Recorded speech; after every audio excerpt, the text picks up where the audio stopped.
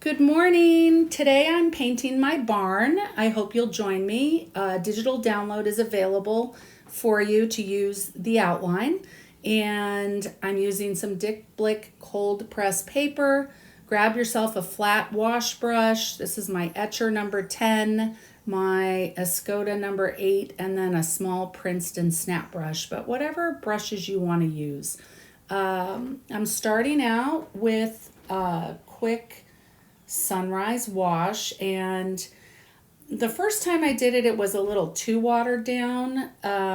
Actually, the first time I did this video, it stopped recording at 22 minutes. So that was the first picture painting that I showed you. So this is my second try today, but this was this morning's sunrise. And I start out with some Hansa yellow light. All my colors are Daniel Smith. The other colors that I use are a quinacridone rose, Daniel Smith, green apatite, genuine, Daniel Smith, a undersea green, cascade green, and some phthalo green for the green on my barn. And then the purple, I'm not sure, I did a combination of my Daniel Smith purples. So make up something that you like. But I started with the yellow in the middle where the sun was the brightest. It had a little pink glow underneath. So I mixed in a little bit of my rose.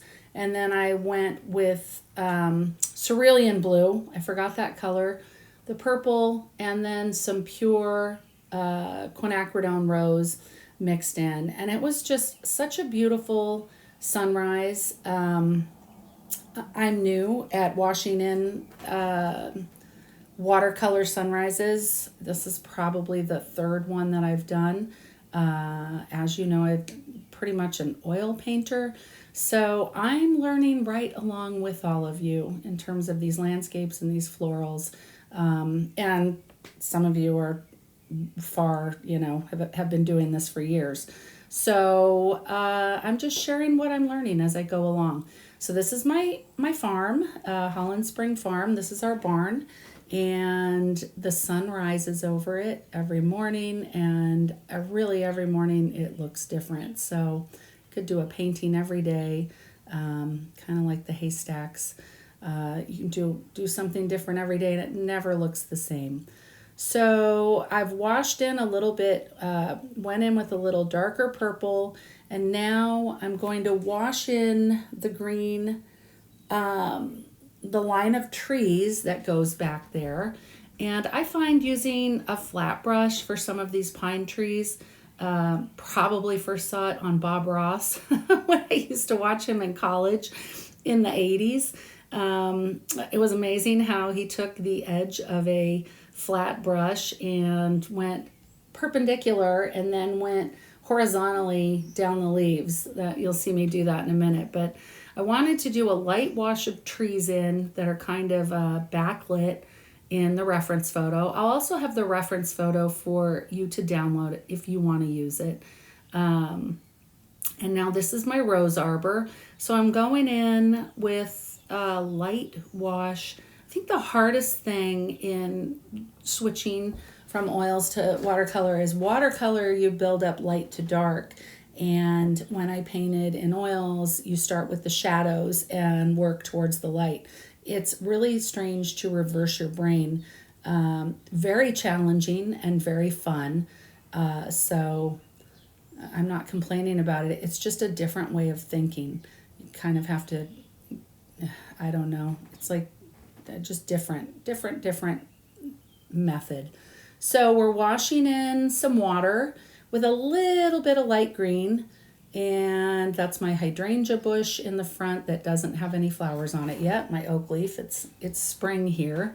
And then brushing in a little bit of green, bringing the warmer greens up front where my grass is, and going over the area of the hydrangea because I'm going over that with a darker color, and I want part of the grassy area to show through where that hydrangea is going to be in the foreground.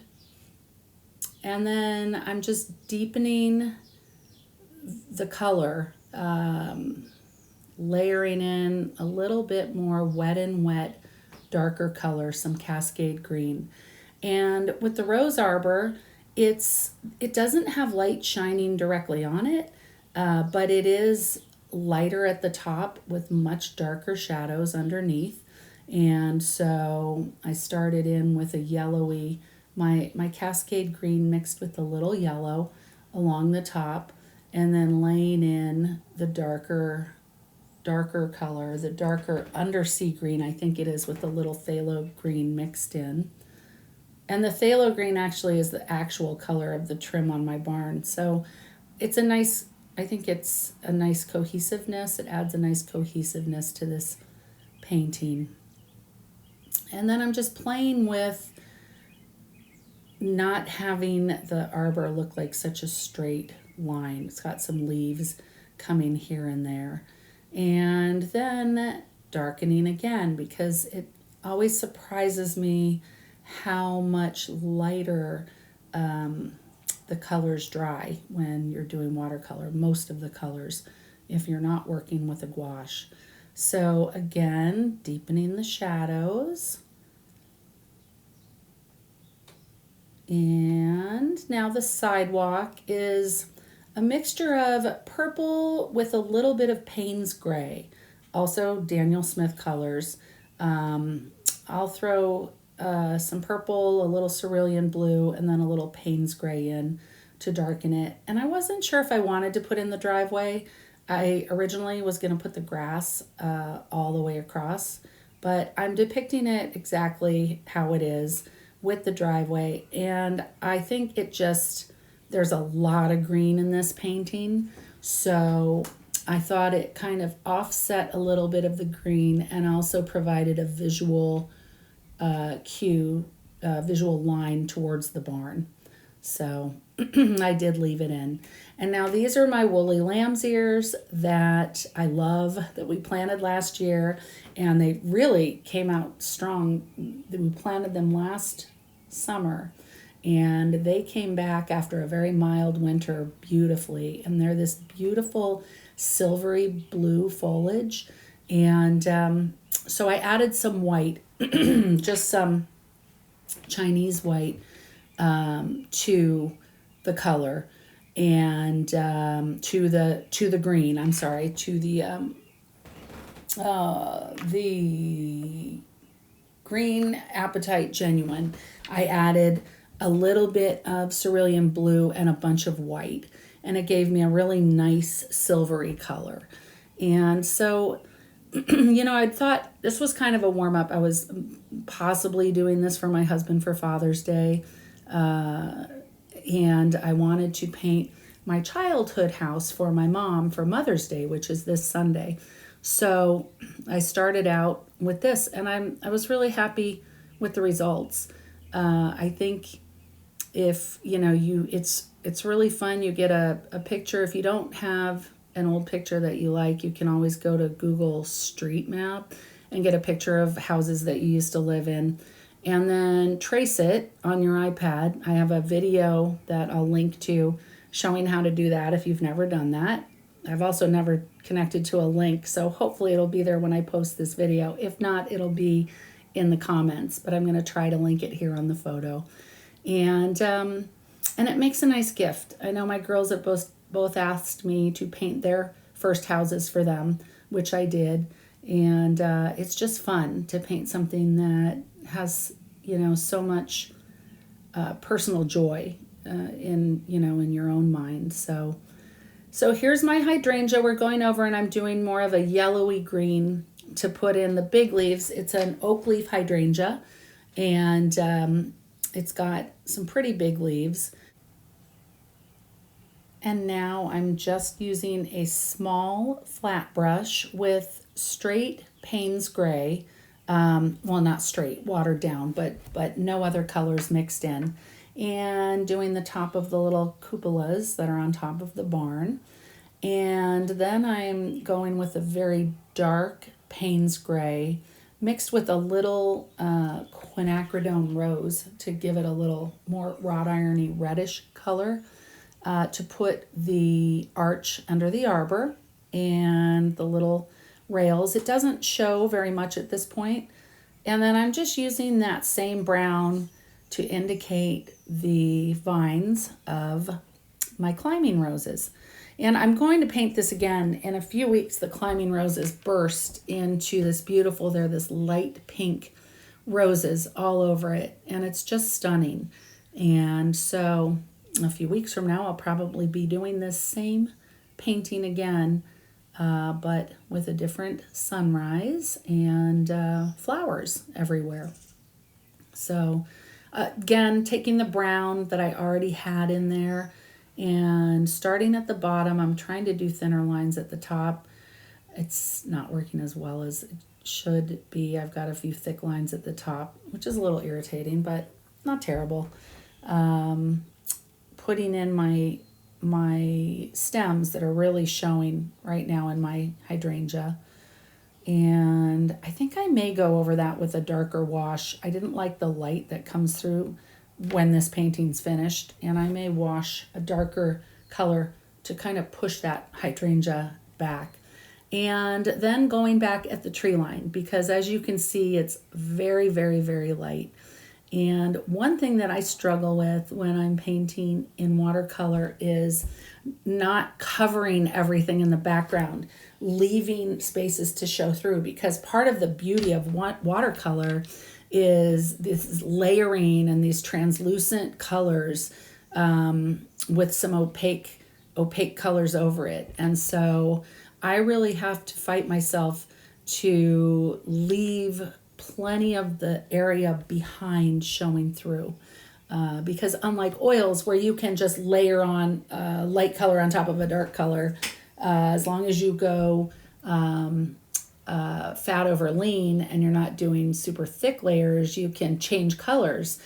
With oils, watercolor, it's not that easy. You can wet it and pat it with a paper towel to take some color out after it's dry, but watercolor is a lot more particular and a lot more finicky. If you wet it when it's still wet, you're going to get little rings and yucky circles. And so it is a finicky medium and a challenge that I'm enjoying, because there are things that you can do with watercolor, effects that you can get that you really can't with any of the other mediums. It's very unique.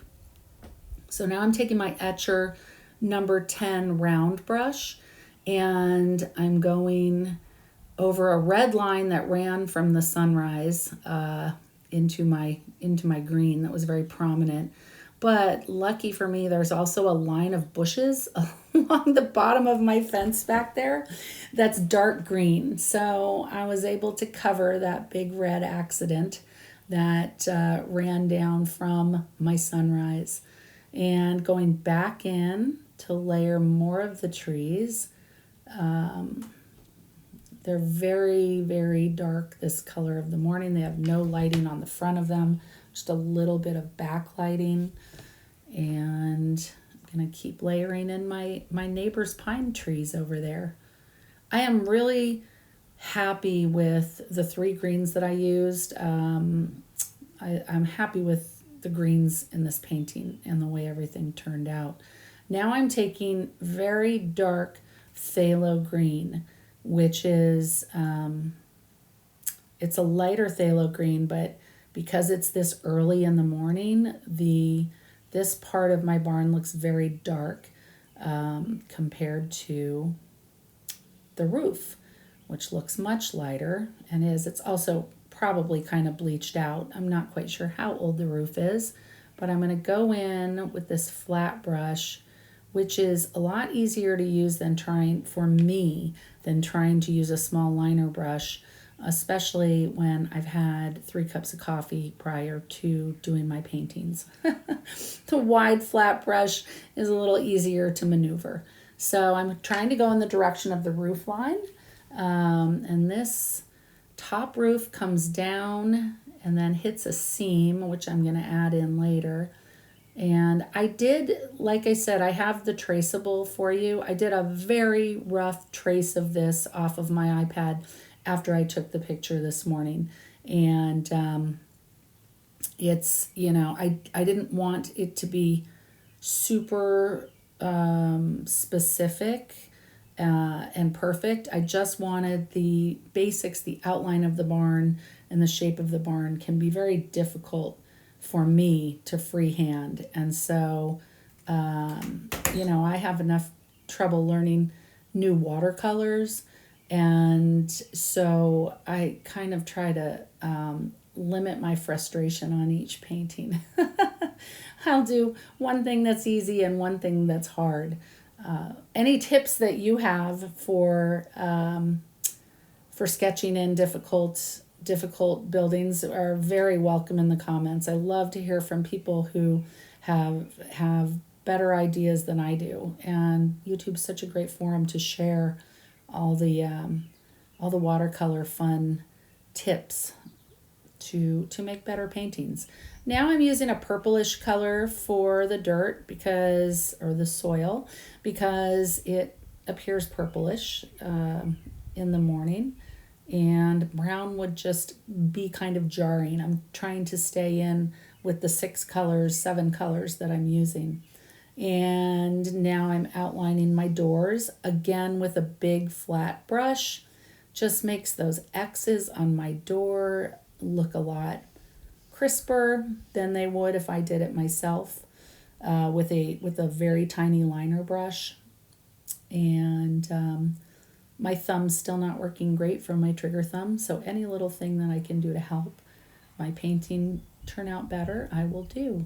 And now I've got these smoke trees that I love that sit next to the barn doors. They're purple, and they look like they get this nice fluffy smoke-like topper to it. I've got some dark green pots there, so I'm just putting those in, and some more greenery that goes along the base of the barn. And now the barn is not this white. It is white, it's very white, but that is a jarring white. So I'm coming in with a little bit of blue and a little bit of Payne's gray, and I am making this side of the barn a little bit more true to what it looks like in the morning. It is all in shadow. There is no direct light on it, so that gives it a darker cast or a bluer cast. And it just jumped out way too much. There is a little bit of a shadow, not a cast shadow from the sun shining on it, but it is darker under the eaves. And there's a little line that goes across the top where the direction, the white wood, there's a piece of trim up there. So I wanted to indicate that. And then I'm not going to be real fussy with my darkening of the white. It just felt like it just jumped out oddly. Very few things that you're painting are ever pure white. Hardly anything, except maybe a solid white piece of paper. And now I'm just adding a few little finishing touches to putting some of the direction of the green roof in. It looks a little flat, and that's the direction that the tin roof runs, and the direction in the front goes back. And I don't want to be real fussy with it. I don't want it to look like a photograph. I want it to look like a painting. And I debated, do I want to put my fence in? And yes, I do want to put my fence in.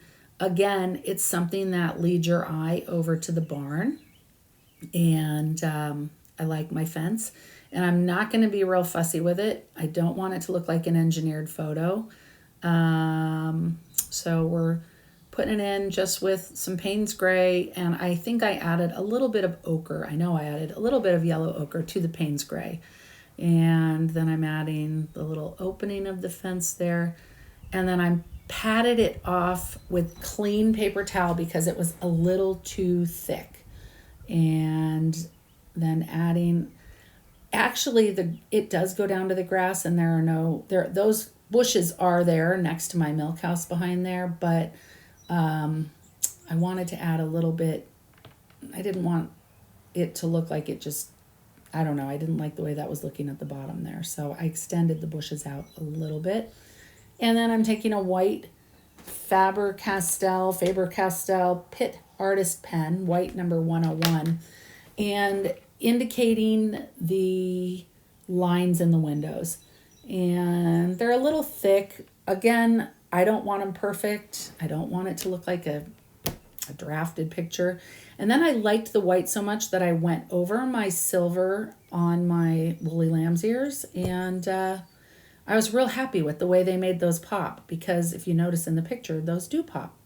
So just finishing up with some little details. I hope you enjoyed this. I hope you use the digital download and paint this.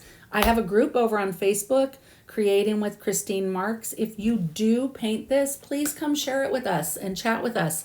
Give us any of your fun ideas and your feedback. It's a great small group of ladies over there right now that love watercolor painting. So cheers to everyone. I'm glad you're here. If you like what you see, subscribe to the channel.